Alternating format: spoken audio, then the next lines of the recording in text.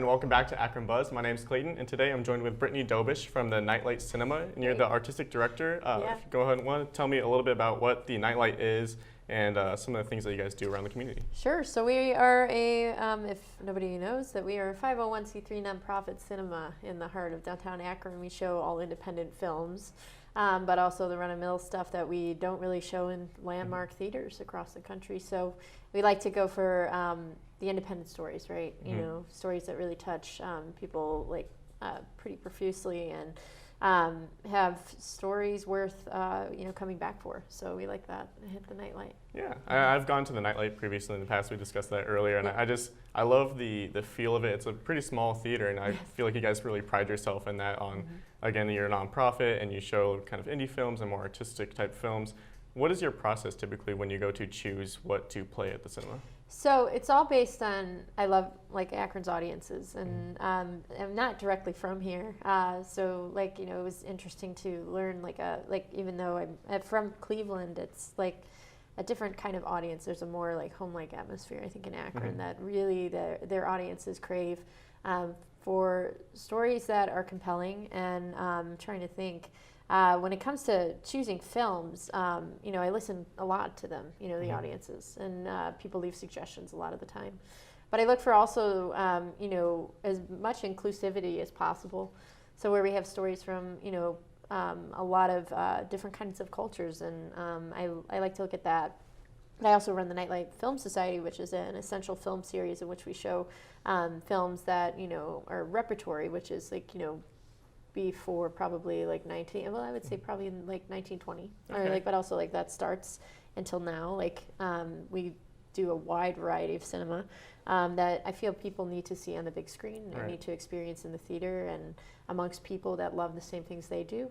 So it creates that community atmosphere, and that's what the Nightlight's all about, and bringing people closer together who love the same things. So I know over the summer I went and saw Do the Right Thing by Spike Lee, which was it was a movie that I had missed just generationally. I was a little too young when it had first come out, but having you guys providing that for your audience, it just gave me the opportunity to see it, and obviously it was an amazing movie, and just very a memorable moment with me and my friends that we had, because it's one of my friend's favorite movies, and I got to enjoy it with him and see all the things he's been talking about it. So I love that you guys show just a huge range from current movies to more indie films to older movies, and it's just a really amazing theater to go to. Thank you, because I really, coming as artistic director to the Nightlight, I really wanted that to happen. So that means a lot to me that you feel that way about the wide variety of stuff, because the more people that come to those essential screenings, the more I can have them. Right. So.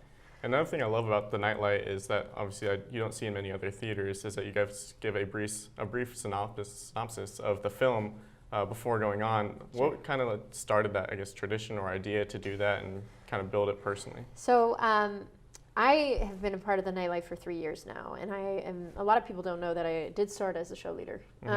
So I worked at the Cleveland Cinematheque and, under John Ewing, and I know he did a lot of introductions and stuff, and I think that was inspired originally from him, I think, because Curtis Hare, who was the first executive director, one of the first executive directors, he was a regular there, and so we met that way. But that kind of one-on-one thing is like, it really gives a personal touch as to why this film is here, why you're seeing it, and it gives that foundation to like keep you thinking throughout the film, So it's like, wow, I related to what they said, because like, oh yeah, I did feel that way, and it also gives this like personal connection for like audience members to meet our staff, and like see that they like, wow, like one of our like a few of them, oh, is so and so like this, like I think I can like it, Right. So it's all this interconnectedness that I really love, Yeah, I feel like with high budget movies, it's easy to get lost in some of the special effects and the flashy action, but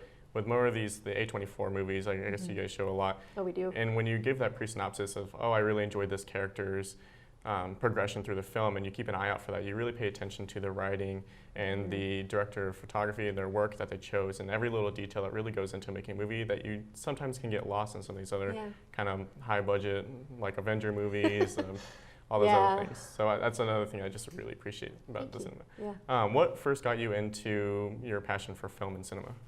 Oh, wow. It's a long story, but I'll try and keep it short. My father introduced me to a lot of Universal horror movies, like when I was really, really, really young. Mm-hmm.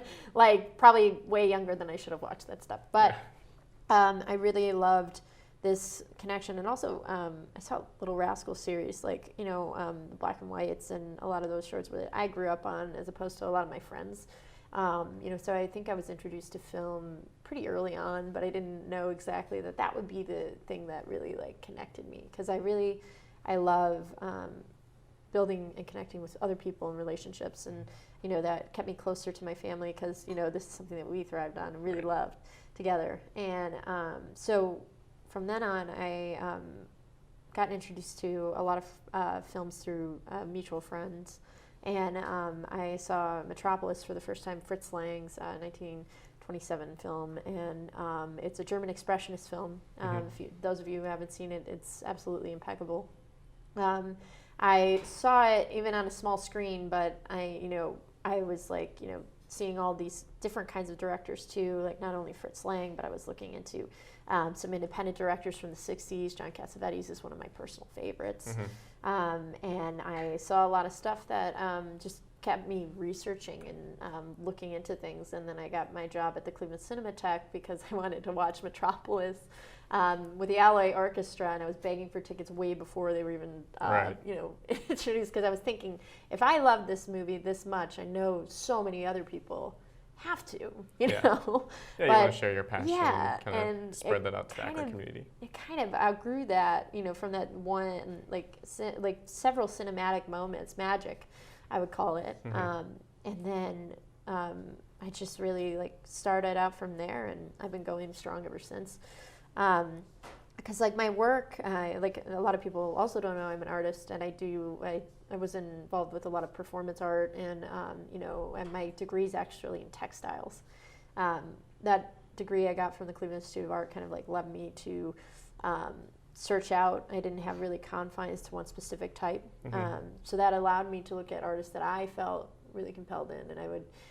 There's a lot of documentaries that I was watching at the time, and really crazy avant-garde shorts and stuff from the 20s, like all these different things that were just I love film.